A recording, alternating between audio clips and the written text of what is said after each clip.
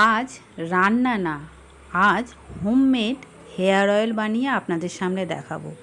এখন চুল ওঠা বড় সমস্যা, তাই এই তেলটি বানিয়ে আমি অনেক উপকার পেয়েছি, সেই জন্য আপনাদের সামনে তুলে ধরছি। প্রথমে তেল নিয়ে নেব নারকেল তেল, কারি পাতা, জবা ফুল, আমলকি, আদা, পেঁয়াজ, মেথি, কালো জিরে।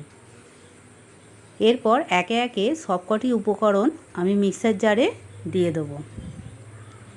ডুমো কাটা পেঁয়াজটা কিন্তু আমি এখন দেবো না, আর জবা ফুলটা এখন দেবো না। জবা ফুলের সবুজ অংশটা ফেলে দেবো বোটার দিকে। এরপর এগুলো পেস্ট হয়ে গেলে গ্যাসেতে একটি পাত্রে তেল সব দিয়ে দেবো। তেলটা গরম হলে সেই জবা ফুলগুলো সমস্ত দিয়ে দেবো। তারপর যেটি আমি মিক্সারে পেস্ট করেছিলাম সেইগুলোকেও দিয়ে দেবো।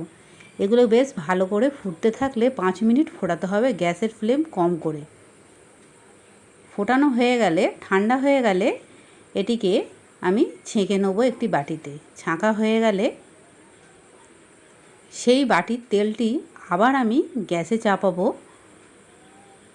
চাপানোর পর তেলটি গরম হলে সেই আমি ডুমো কাটা যেই পেঁয়াজ রেখে দিয়েছিলাম সেই পেঁয়াজটা আমি আবার দিয়ে দেবো।